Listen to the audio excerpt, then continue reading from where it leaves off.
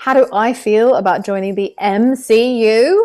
I feel absolutely amazing. It's the best thing that ever happened to me. I don't know how I'm ever going to top this. What genre is She-Hulk and what can audiences expect? I would say it's a very horny, satirical comedy, and audiences can expect to laugh, to feel good, to feel angry, to feel sad, and to be taken on a constant roller coaster, never knowing where they're going to land. Who is Titania and what drives her? Titania is one of the villains of the series. She is a super influencer who has super strength powers, and when she finds out that there's another gal in town who's very strong, aka She-Hulk, she goes out of her way to destroy her because she believes there's only room for one. And what drives her is her absolutely endless capacity for insecurity. How does Titania feel about Jennifer Walters and why? Titania hates Jennifer Walters purely because Jennifer Walters is also a strong woman. And I genuinely believe that's the only reason why. I think she has a scarcity mindset and thinks that there can only be one strong, powerful woman at a time. And she's very wrong about that. But there's no getting through to this woman. She's a maniac. What is the thing that Titania does that gets under Jennifer Walters' skin? Well, she trademarks the name She-Hulk, which means she can now use the name She-Hulk and claim she is She-Hulk.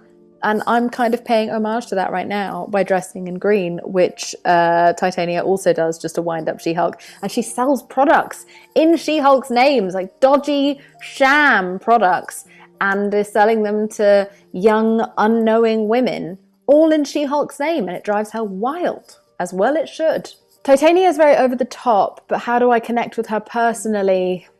There isn't a lot I have in common with her. I mean, she literally is the antithesis of everything that I stand for, both privately and publicly.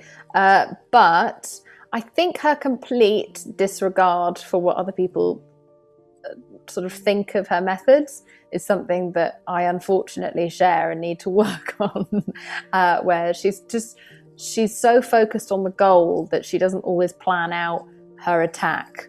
She's quite chaotic and messy. And so maybe the chaos and mess I identify with and seek to change. I am so excited to join the MCU. I did not know that this would happen for me. And it's been surprising and so incredibly welcoming.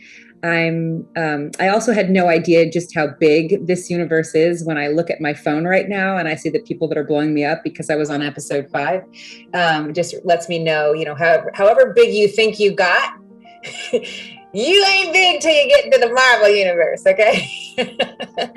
I'm just like, wow, really? I thought I was doing pretty well before this, but I guess clearly there was something I had not accomplished, so it feels very good. I think She-Hulk's genre is comic book. I think it looks like a comic book playing out on your screen. Like it's cut in a way where I feel like you're going frame to frame. You're kind of reading from top to bottom, left to right. And I love it. I feel like after 30 minutes, it felt like it flew, but I got a lot of information. I love it. That's what the genre is. It's that half-hour comedy, but yeah, I feel like you're reading a comic book.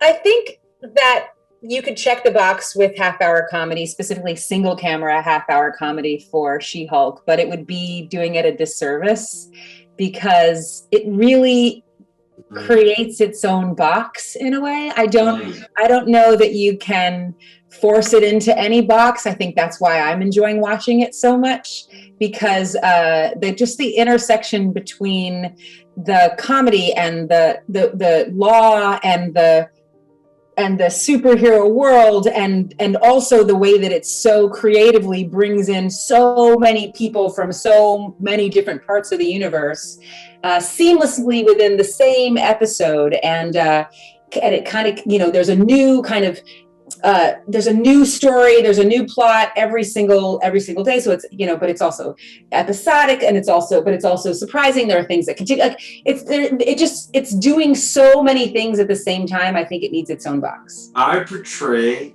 Augustus Pugliese, nicknamed Pug. He goes by Pug. And what's he like? He's ride or die. He's passionate and cares about his friends. He cares about his craft. He loves what he does. He goes to work with one mission, and that is to protect superheroes. And in the midst of all that, he gets to meet superheroes, and I think that he respects them for what they do, and is a fan and a friend. That's Pug, a fan and a friend. I play Mallory Book. Mallory Book is an attorney, and she's a very good one. She is famous for having the longest streak of winning cases out of every lawyer, and that's why they call her the face that never lost a case, which is interesting because it's meant as a compliment. But is it her face that won the cases? Let's ask ourselves that question. So I think what's beautiful about Mallory is that she, in this world, she feels that she is a superhero because her record speaks for itself. And to bump somebody else up next to her, who is a superhero and has not proven themselves, in this world that we live in, I think is a little jarring for her. But what we learn when we see Mallory is that, there's room for her to, I think, surprise you in terms of who she respects, who she doesn't respect, who she befriends, and who she defends. What's it like? I think that he's excited that they're there because he admires Jen's work, She-Hulk's work. But I think what's cool about it is that, especially in this episode, you're getting to see their relationship develop even more. You're getting to see Pug and Slick Nick, out on adventures together. But what adventure to go take care of their girl, to go take care of their friend, and I think that's pretty cool.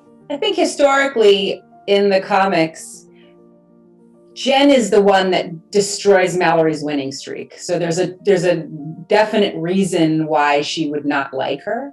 And in the world that we live in, that hasn't happened. So there's a little bit more room for discovering something potentially new.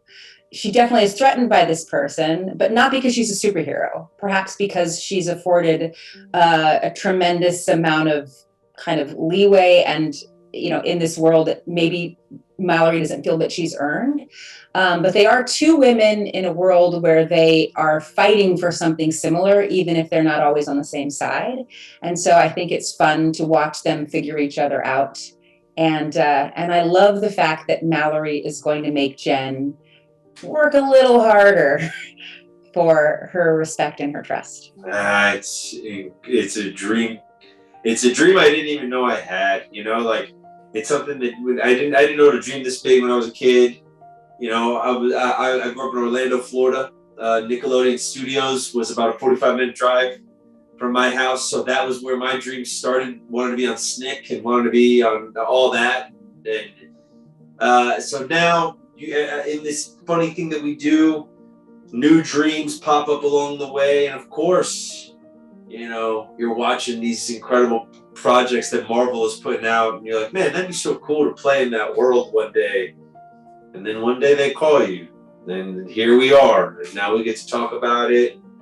Every time I turn on Disney Plus to watch something with my family, it's pretty crazy to see the She-Hulk banner right at the top. It's very, very cool. It's very cool. Oh my goodness. How do I play Mallory Book and keep her tough and mysterious and somehow likable? I think I am very well aware as an actor that no matter what anyone has you do, you have to make sure you're aware of the rooting factor. In terms of how the audience is responding to your character, I think it's probably because I spent a lot of time on soap operas, and the fan base, even before social media, was very, very strong and influential. So I feel very comfortable in a world like the Marvel universe where the fan base is that strong and influential. And I think the way you do that as an actor is you're always very well aware of two things. One is what your objective is. And your objective always is something that you think is lofty and important, even if everyone else wouldn't agree with you. You're never doing anything particularly wrong. I'm not trying to be mysterious. I'm not playing at those things. I'm actually really aware of what I'm trying to accomplish and what's important to me.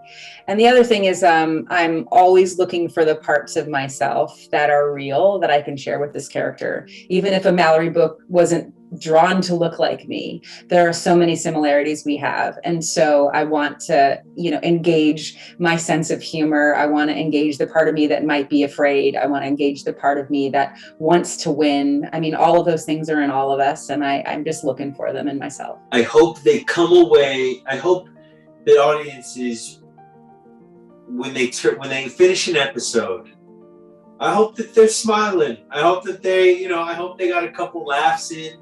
I hope that maybe we made them look at this universe that they thought they knew so well, and maybe we keyed in on one aspect of it that they never really thought of.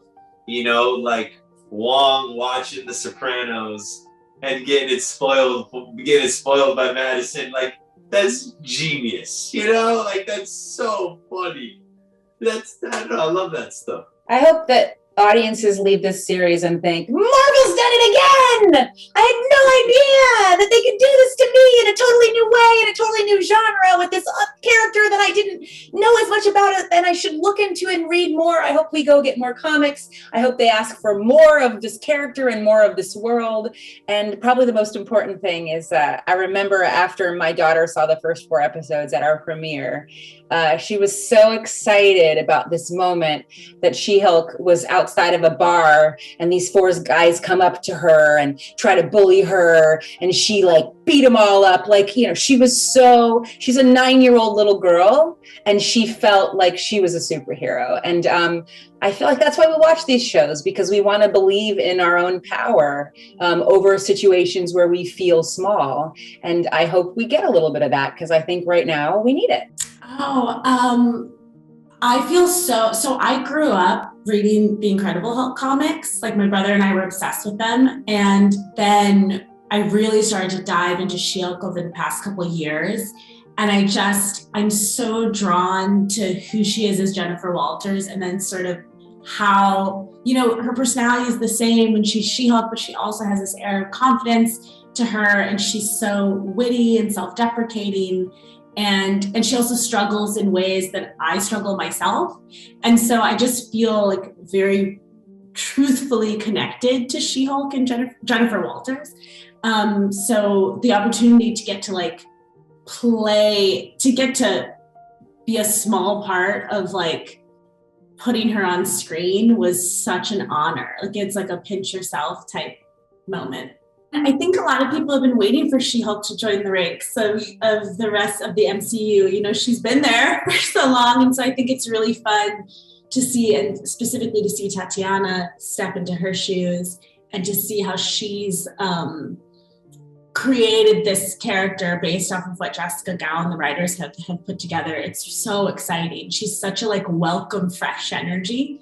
And I'm so excited that she's kind of a part of the visual film and TV canon.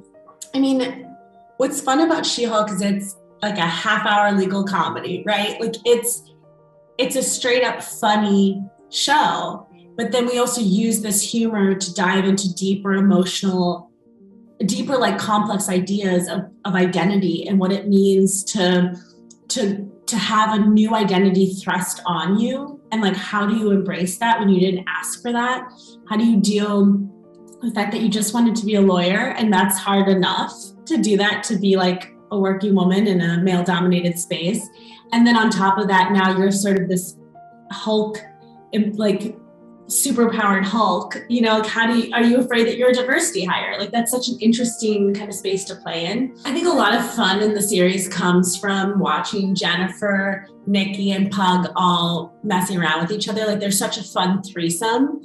And I think it really mimics a lot of other work dynamics where you kind of have your work husband, your work wife, your little kind of posse of best friends that you get through the workday with, that you share all of your stories. They understand all of the dynamics with the bosses.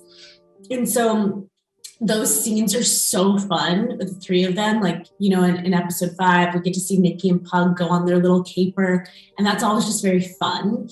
And then, you know, the actors playing them, you know, Ginger Gonzaga, who plays Nikki, Josh Segar, who plays Pug, they're so delightful. They're such like, their energies are so, they're very playful. Like, and then when you put the three of them together, just as people, they're very playful people. So that comes out in those characters. And so it was such a delight because like the three of them really added so much to what was already on the page. It was really fun to play around. Episode 6 is a fun one because there's this sort of turning point that's happening where Jen is starting to embrace being She-Hulk and kind of really enjoying it. Like we've seen her start to go on dates and really want the name She-Hulk, which before she was rejecting. And now she's like, well, I'm excited to go to this wedding because I get to be She-Hulk. Like it's so fun to watch her have fun as this character. And then, you know what? Jen's got to go back to the wedding of like a childhood friend who she really hasn't kept up with and like is maybe not really friends with anymore. And this childhood friend is played by one of my favorite comedic actors, Patty Harrison, who just steps into the role of Lulu and really like shades her as that very specific friend that you're like, ooh, she can say stuff to me I wouldn't let any of my new friends say to me now. And so we really play around with the dynamics of like returning to sort of the duties that you have with old friends that you don't feel the same about. And it's just like a fun wedding episode, like, you know, going home for a Thursday wedding. And yeah, I feel like it's a very fun little bottle episode. I love Mr. Immortal. He's played by David Pasquesi, who I'm such a fan. I'm a fan of his. You know, God, I loved this script because the writers brought Mr. Immortal back, but they do it in such a fun way where it's like, okay, if you could be immortal, how would you use it in the worst way possible? And it's anytime you're in a conflict in your marriage, you just die and then you can start fresh instead of dealing with any conflict resolution. And that's such a funny, relatable thing of like, oh yeah, this is the worst type of guy. He can't communicate at all and he just kills himself, but he doesn't actually die, which is a note in that he makes people, he makes sure people know. But it's so funny, like the way that you sort of take that concept of being Mr. Immortal and how do you play with that and make it kind of shitty and despicable. It's very fun.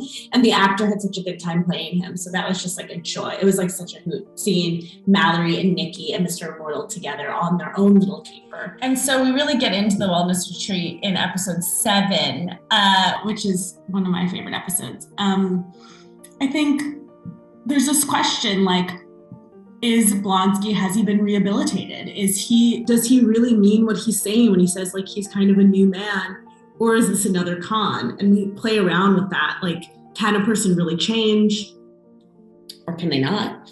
And but Jennifer's also trying to be a good lawyer and she's trying to be there for her client. But then also, she also needs a little bit of R&R and she hasn't really had an opportunity to sit with her feelings. And in this episode, we really get to see like her deepest interior amongst a real kooky, funny cast of new faces.